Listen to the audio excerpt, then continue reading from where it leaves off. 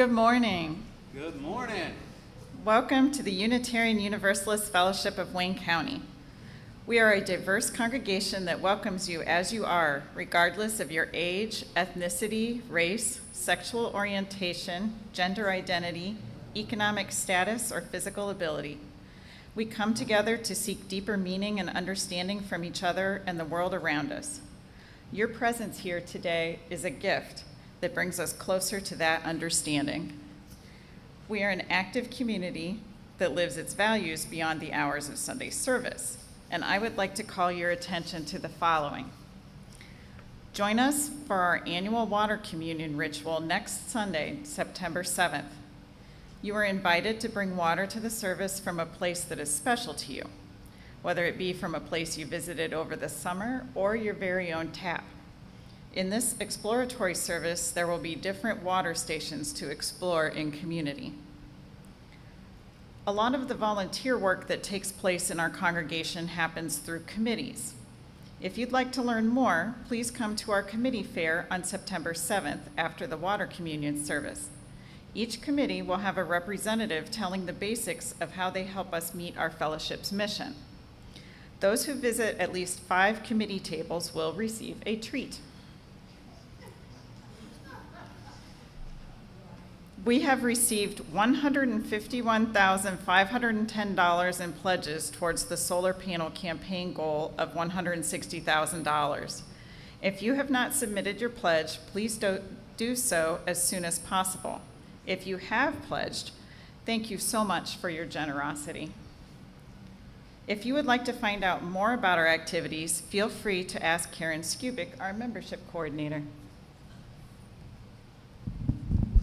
Thank you, Sherry, and good morning, everyone. Good to see you all.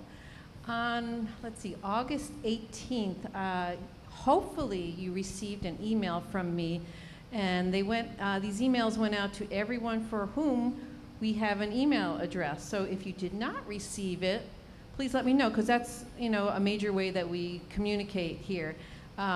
It means either I have the wrong email address or I don't. Some people I don't have their email address, so it'd be great to let me know. So if you don't remember if you received it or not, look back August 18th. And what was in that was really just a thank you. Thank you to everybody for being part of this congregation, for being who you are, for sharing your light with us. We are just glad you're all here. And for those online, the same goes as well. I know someone last night told me they were going to be sick, so they were watching online. So hello to those folks. And what we don't know is who watches the recordings afterwards. So if you're one of those folks, thank you for being part of us. Yes, wave. And if there's anything that we can help you with, Reverend Walter is very open to anything I am, and I also in the letter introduce people to Candace Gordon, our new administrator, so she can of course help with anything facility related or financial issues. So mostly just thank you everybody for being who you are and being a part of this place.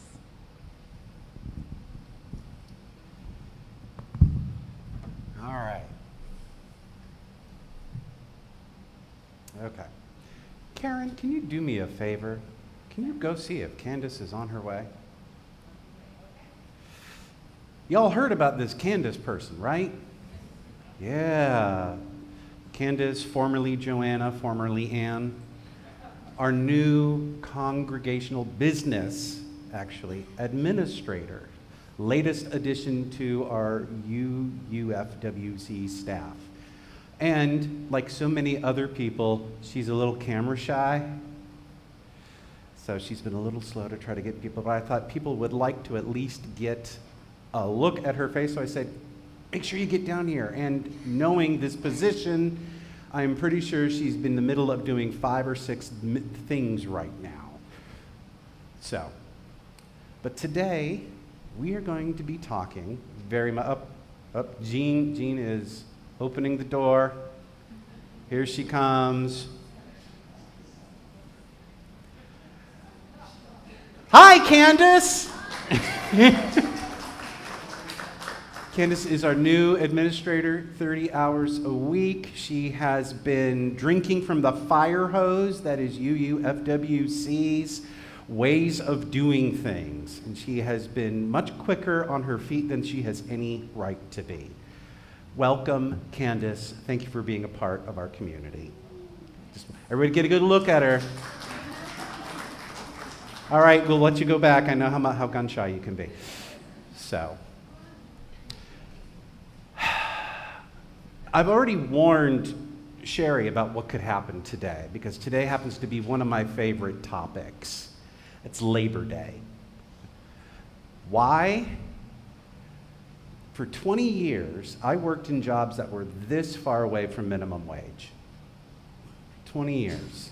And I got to see all of the ways corporations and small businesses exploit workers. And I'm sick of it. And I have a lot of horrible stories to tell y'all, and I'm not telling any of them today. But today I want to focus on one thing, because we're talking about grind culture in a very broad sense. And I mentioned it last week. Grind culture is the idea that you have to exhaust yourself in order to survive in your job. And I'm going to tell you a little bit about the counterpoint that's coming up. It's where the title of the sermon comes. Act your wage. Act your wage. Because a lot of times people get undervalued for the work that they do. And so much is expected of them above and beyond. And what do they get for it nowadays? I'm not talking about in the 1960s. More work.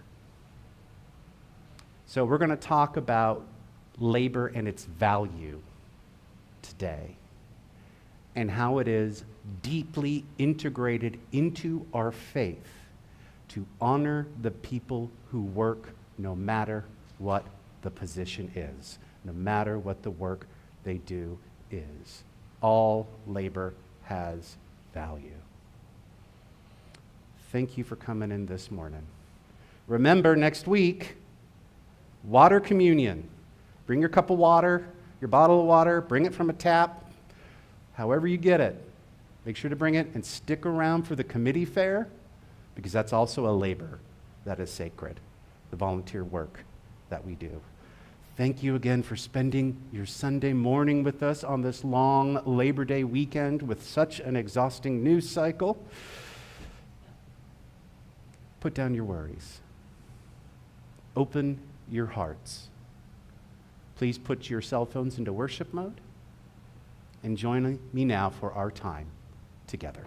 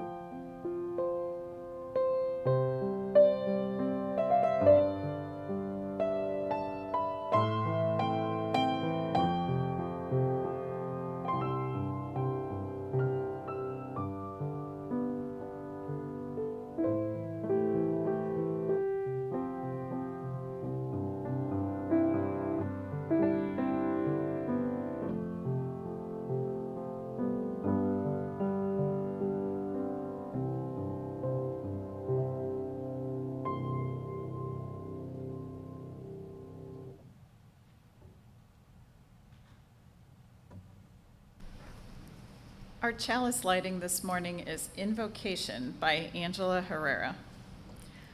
Don't leave your broken heart at the door. Bring it to the altar of life. Don't leave your anger behind.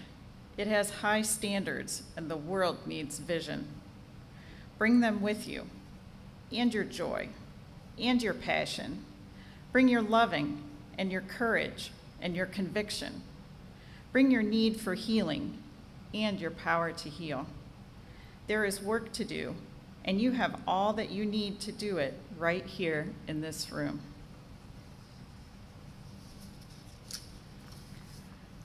Let us now rise, embody your spirit as we sing our opening hymn, Just as Long as I Have Breath. The music can be found in the gray hymnal, number 6.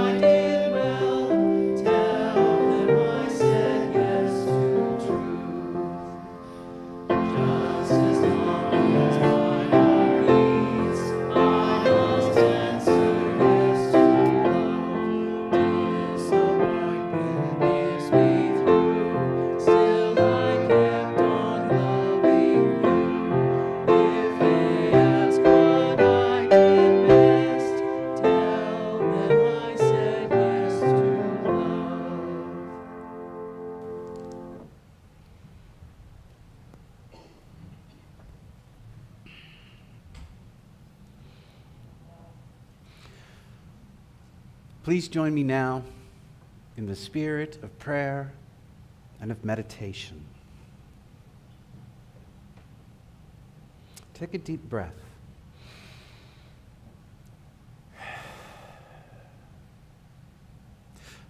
I want you to think for just a moment. What do you love to do? What is the thing that you would do if you could do it without worry that you had to make a living, without worry that you would do it wrong? What is the thing that you are called to do? Don't think it small.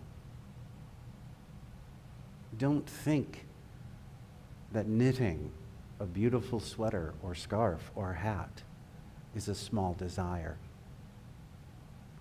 Don't think that painting oil or acrylic to canvas is small. Don't think that organizing your books is a small thing. Each of us is called to do something. To plant a garden, to create a song, to talk to a dear friend, to listen. What are the things that call you? No matter how small and how many they be. Maybe your calling is like the wind, changing from one moment to next, skipping from creation to creation to creation. That is not flaw. That is just connection. Each of us has an urge to do something greater than ourselves. Don't play it small. Recognize it as beautiful. Recognize it as needed. Each of you contains a multitude of gifts. Each of you are part of the sacred, and your expressions of that are dear and needed. Thank you for whatever gifts you bring to this world. Thank you for sharing them. You are a gift. May it be so.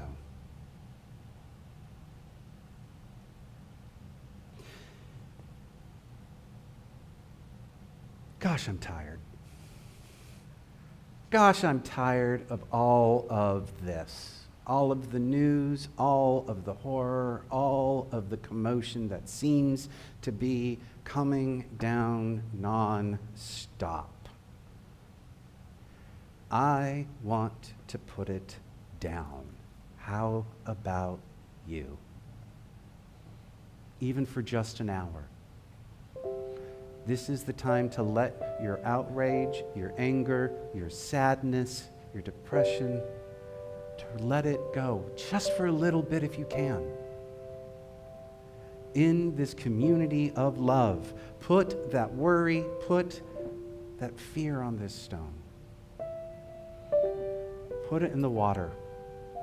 Let it be washed away for just a moment, knowing that you are in a community of love and care.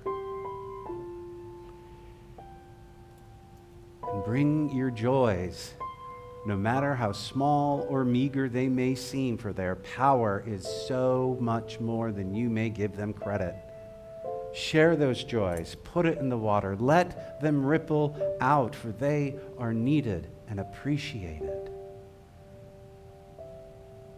As we sing Spirit of Life, I encourage you to come up, to place a stone in the water. If you need to talk to someone this week, I'm here.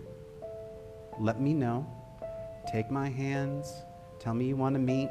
If it's too much up here, you'll find me after service, and we'll set up a time.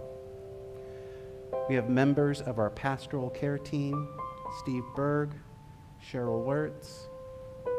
These are two of the most empathetic people you will find. And if you need to talk to someone, they are a great place, a non-judgmental presence whose love is so appreciated by this community. Please, as you feel called, join me in our joys and sorrows ritual as we sing Spirit of Life.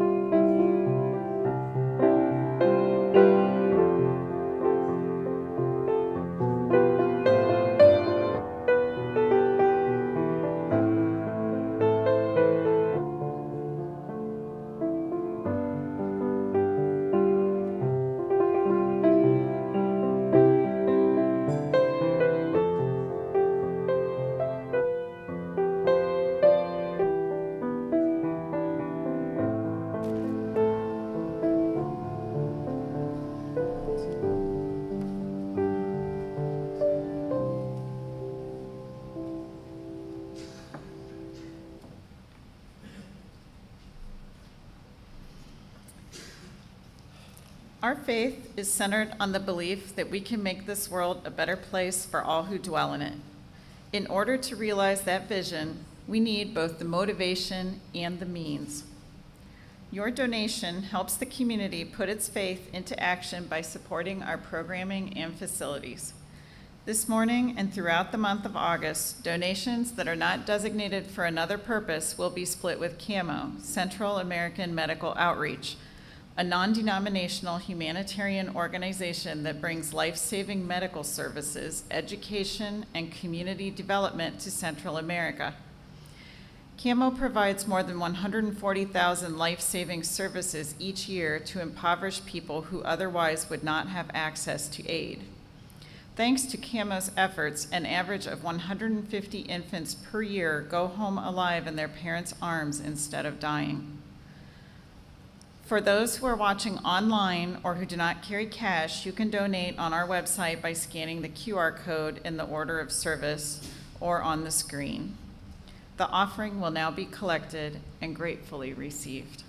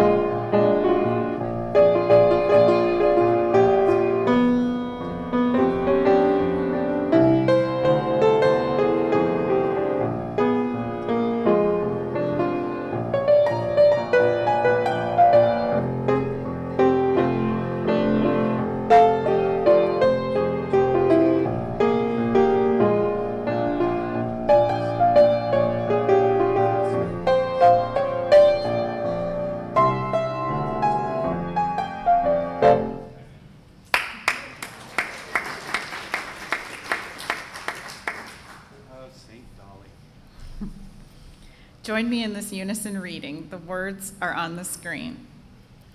Let us be grateful when we are able to give, for many do not have that privilege. Let us be grateful for those who share their gifts with us, for we are enriched by their giving. Let us be grateful even for our needs, so that we may learn from the generosity of others.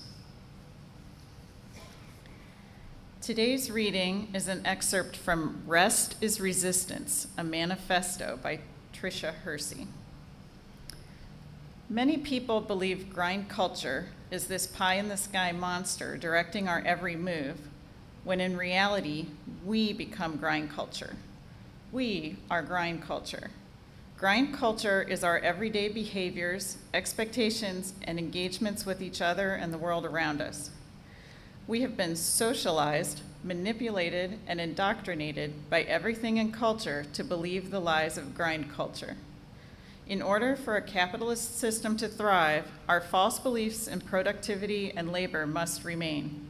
We have internalized its teachings and become zombie-like in spirit and exhausted in body. So we push ourselves and each other under the guise of being hyper-productive and efficient. From a very young age, we begin the slow process of disconnecting our body's need to rest and are praised when we work ourselves to exhaustion. We tell our children to stop being lazy when they aren't participating in work culture with the same intensity as us.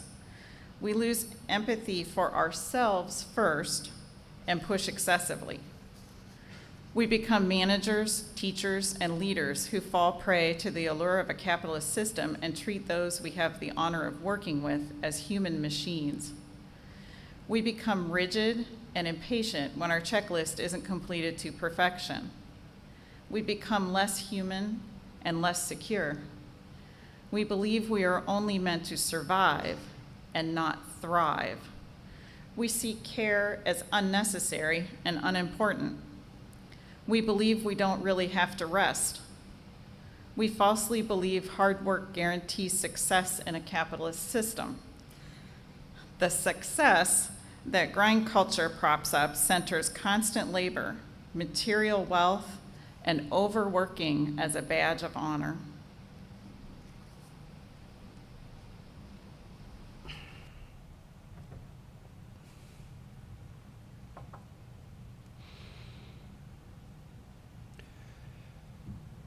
So I grew up in grind culture.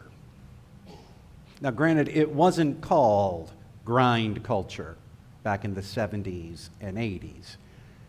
But looking back at what I witnessed, that's certainly what it was.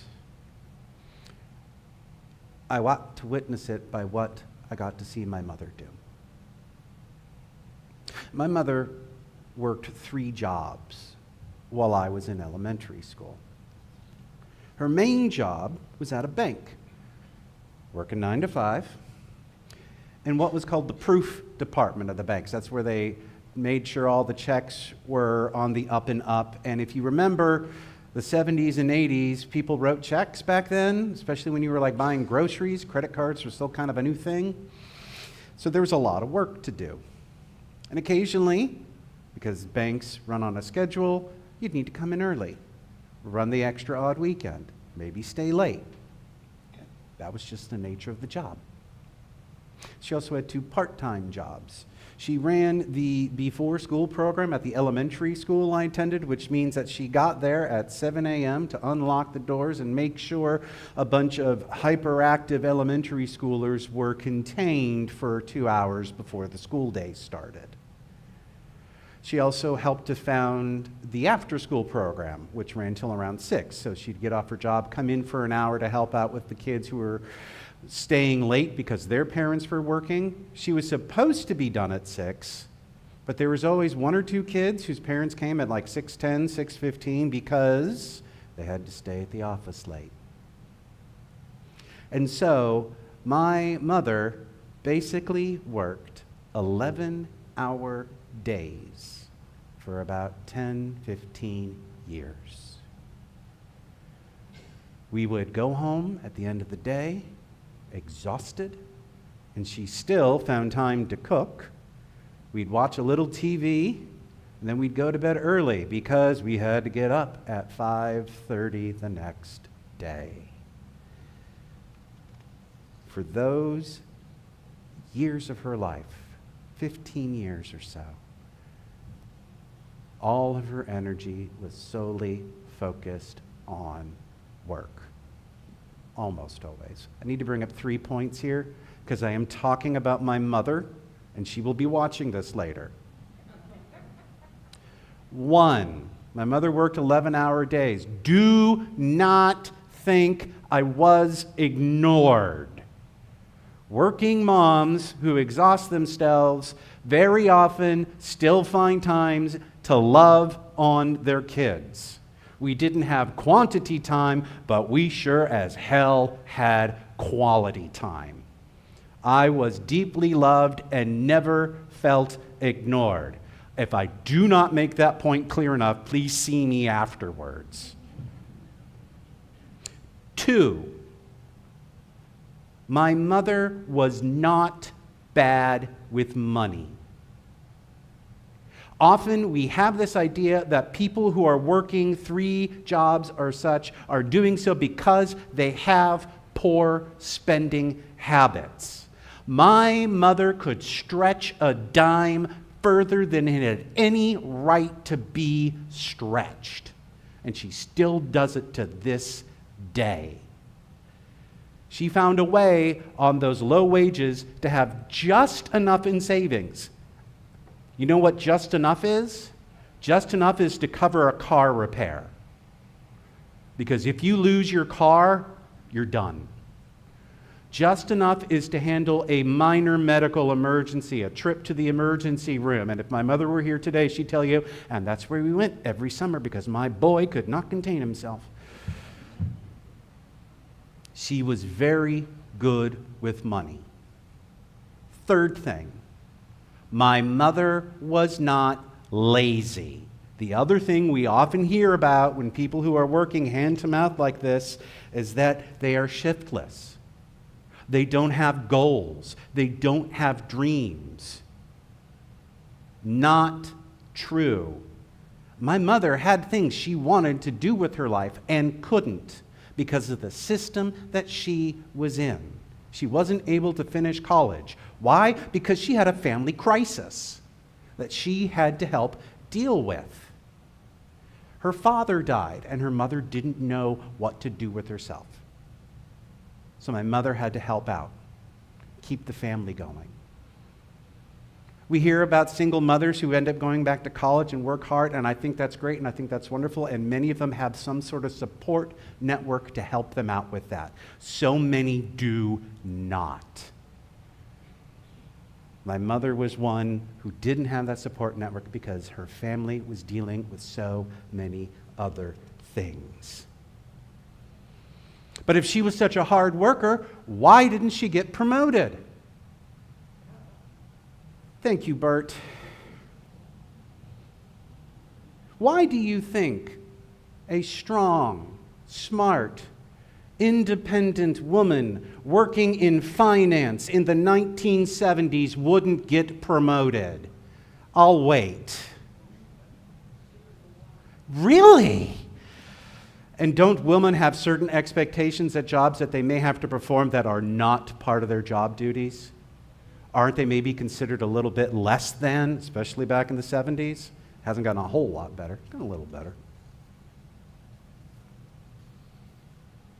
Didn't matter how hard she worked, didn't matter how smart she was, didn't matter how good she wasn't getting promoted.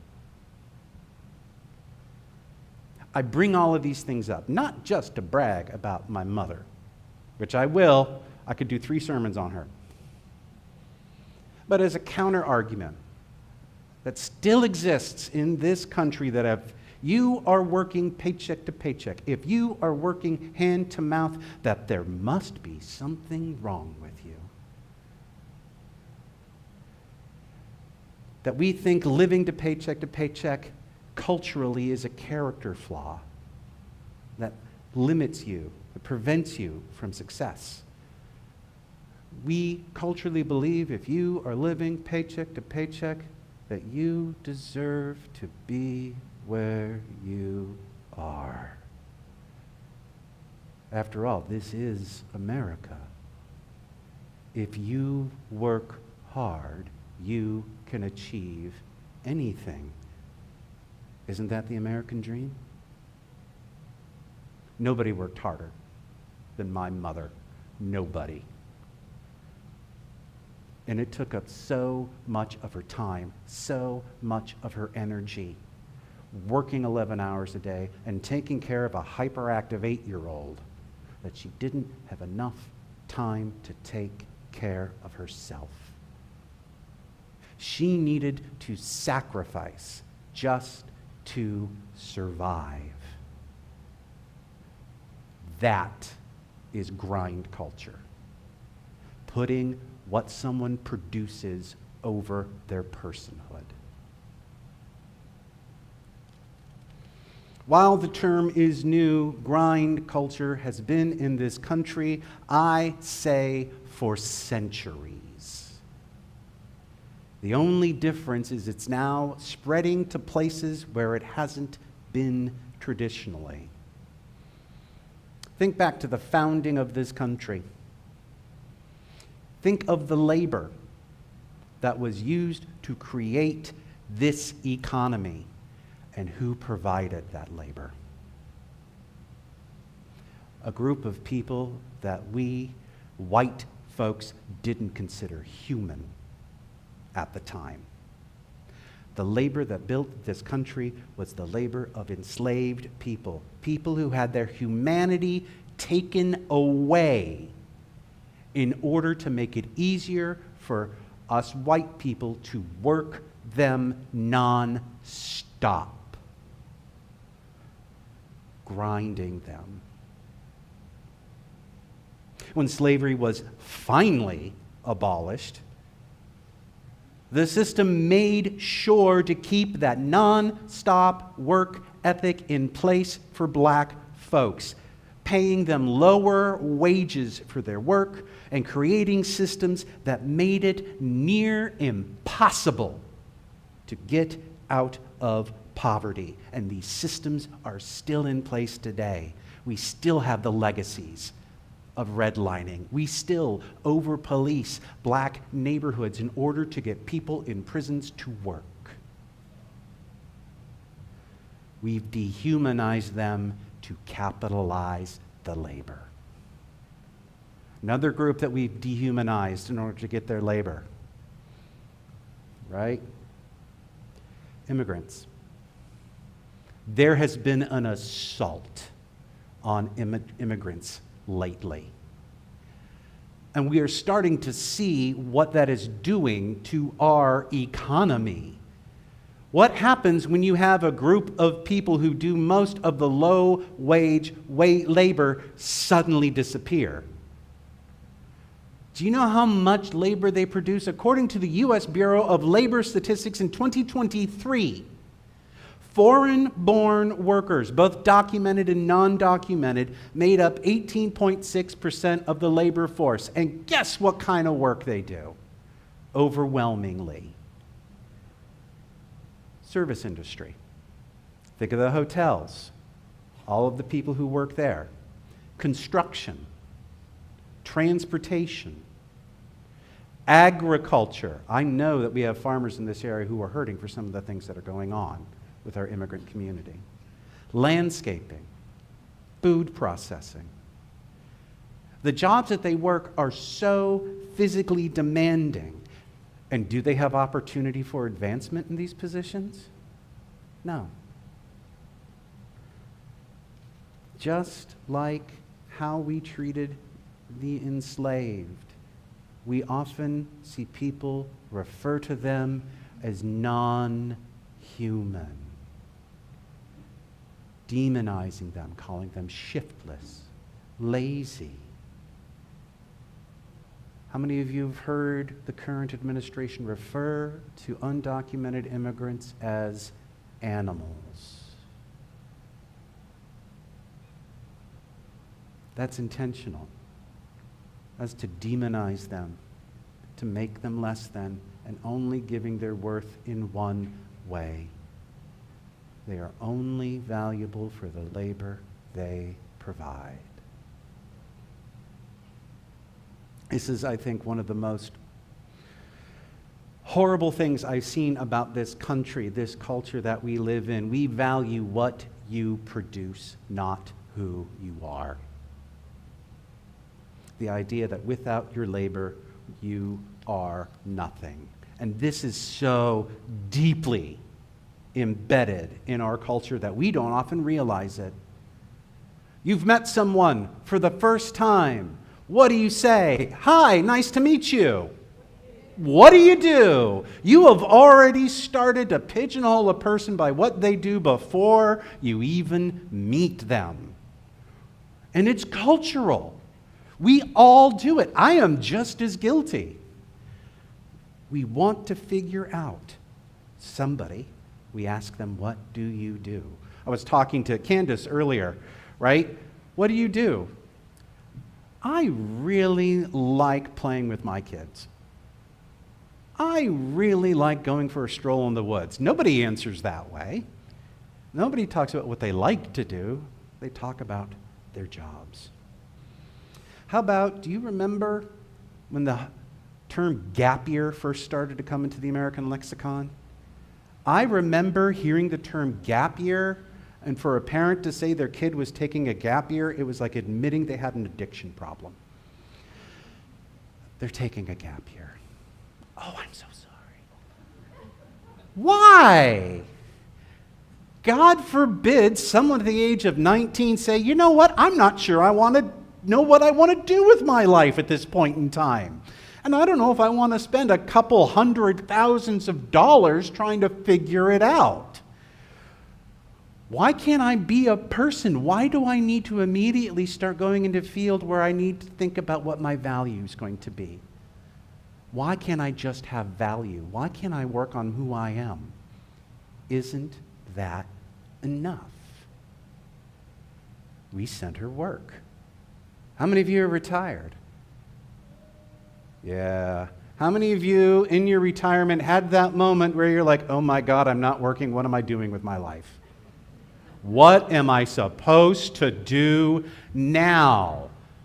Because you spent 20, 30, 40, 50 years producing. And now that you don't have to, who are you? Who am I if I'm not providing value?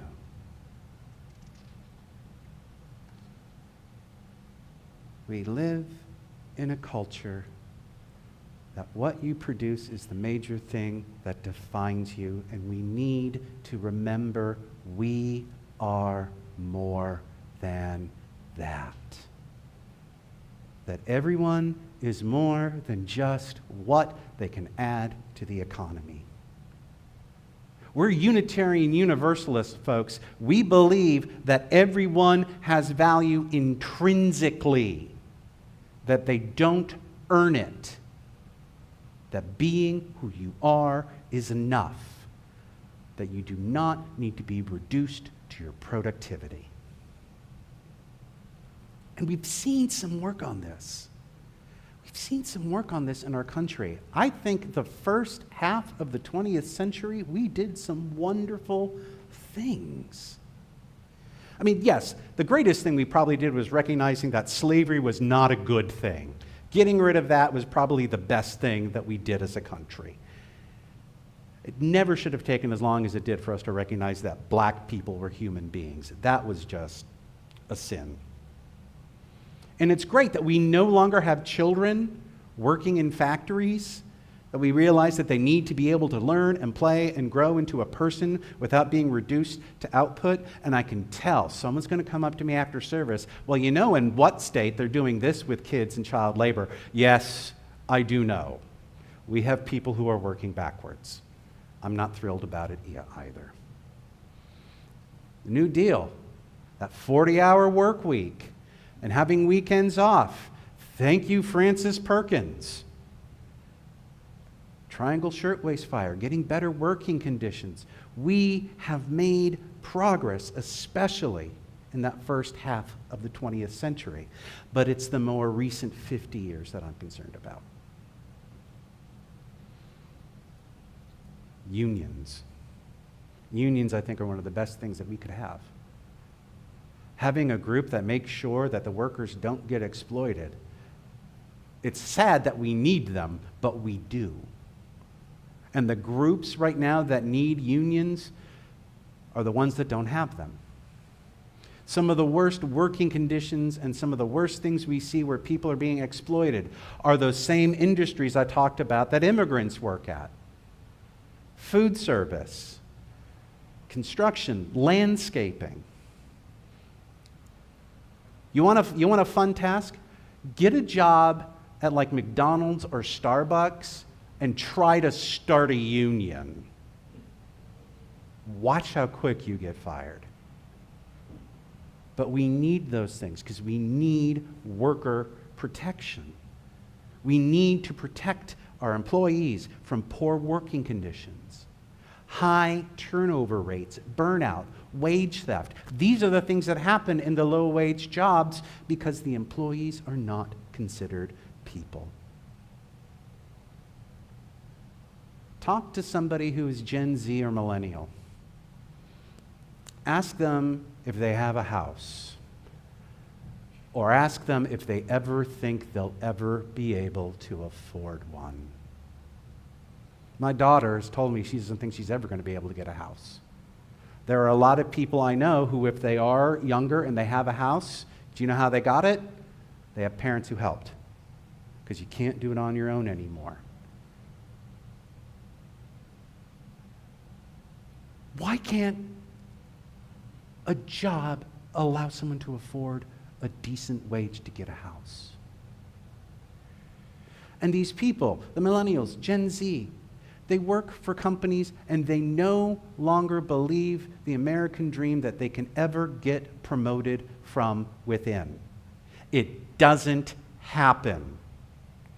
The only way they feel they can get promoted is to go somewhere else. Find a better job, because where you work, you won't get a raise.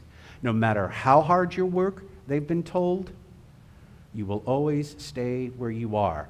In fact, do you know what the reward for hard work is? More hard work. So they don't believe in going the extra mile.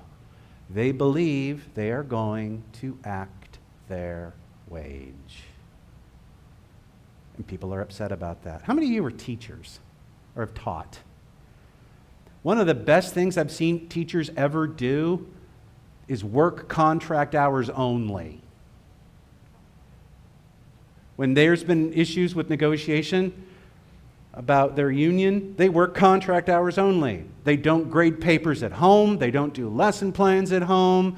They work their allotted hours, and things take a lot longer to get done because they're expected to grind. People are more concerned, employers, I should say, are so much less concerned about their employee satisfaction and their employees as people, and are only concerned about the profits they make for the next quarter. We've been sliding backwards. Culturally, we have forgot the human element when it comes to labor. We have forgotten to honor labor as sacred. Labor is sacred. Do you know how I know this? How many of you feel the need to do something? Right? You feel this need to do something. You have to do something with your time. How do I know this for a fact? I see you. I watch you all. You come in on your days off in the hot sun and decide, I'm going to take care of the flower beds over there. Why?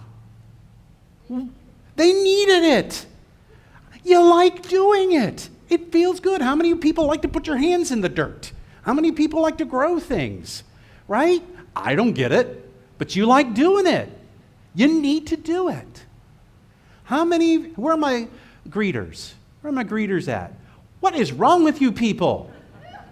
You wake up early on a Sunday just to come in here and say hello to people? Why? Because you love people. You love the connection. You feel you have something to add. You feel the need to do something. All of you do in some way. I've seen y'all knit. Seen y'all knit during the sermon. By the way, if you knit during the sermon, cool. Cool, because I know a lot of people need something to focus on. If I ever see anybody working on a craft doing a sermon, that's my first reaction is, cool, do it. But my knitters, y'all need to make something. Quilters, seamstresses, woodworkers, handy folks. God, where would we be without Juan? Painters, potters, writers, musicians, singers, cooks, bakers, photographers, hobbyists from every walk of life. We have this innate need to create. We have this need to share a part of ourselves with the world, to add some beauty to it. And what I love about is a lot of the hobbyists I've met, let me know if this is just me, but there's those hobbyists who do so many things that they have a surplus of whatever, and then somebody comes along and says, do you know what you should do? You should start a shop. You should sell that on Etsy.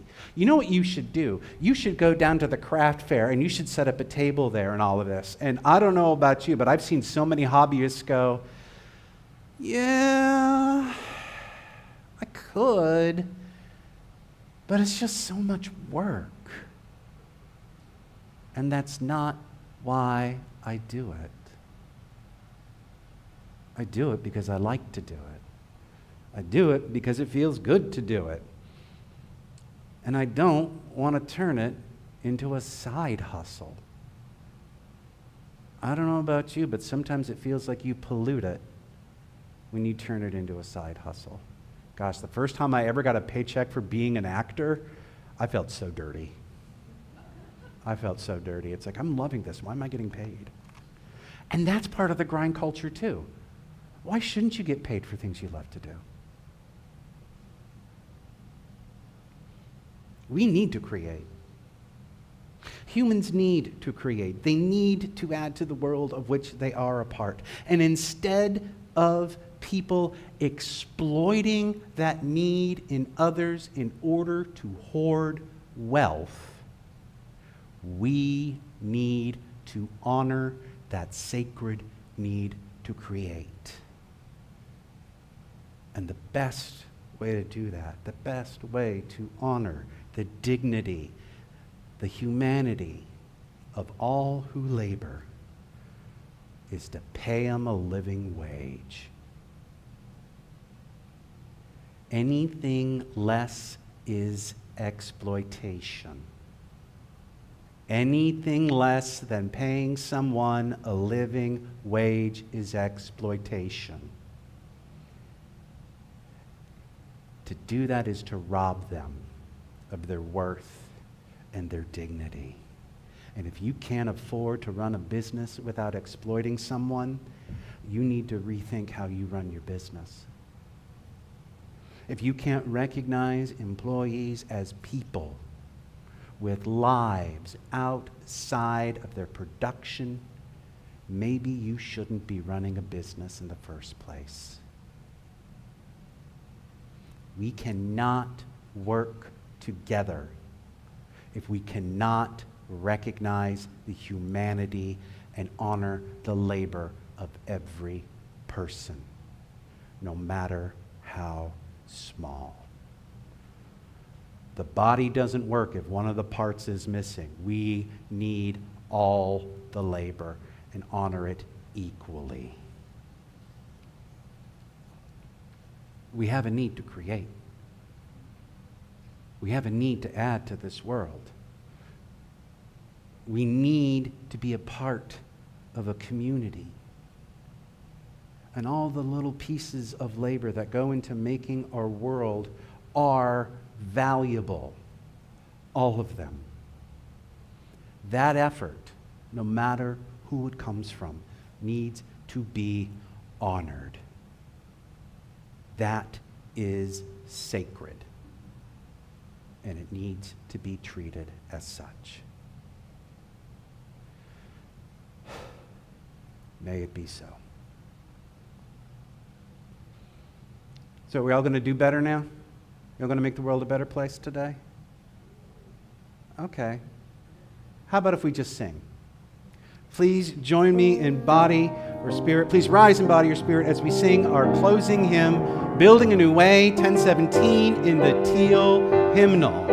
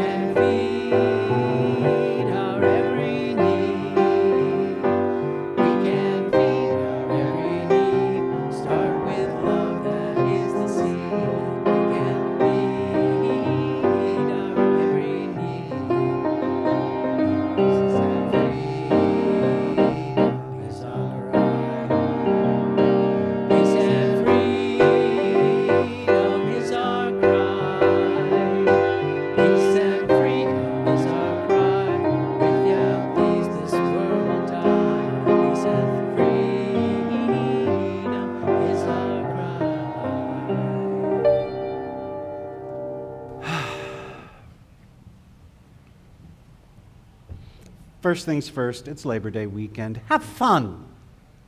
It's the unofficial end of summer. I don't know about you, but these 46-degree mornings, I'm loving it.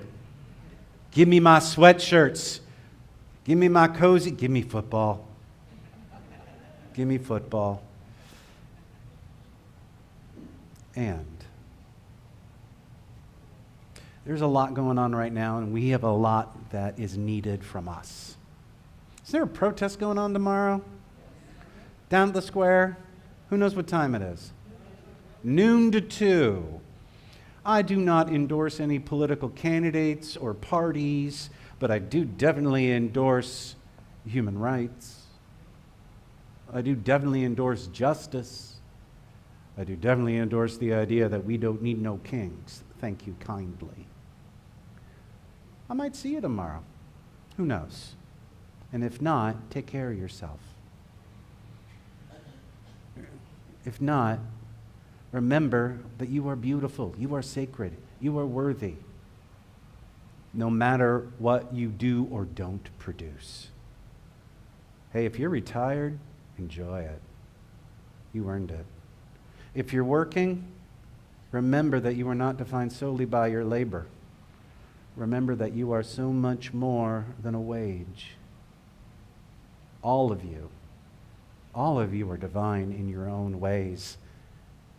Recognize it, celebrate it in yourself, and please celebrate it in others. That is what we need. Create peace, live in love. May it be so.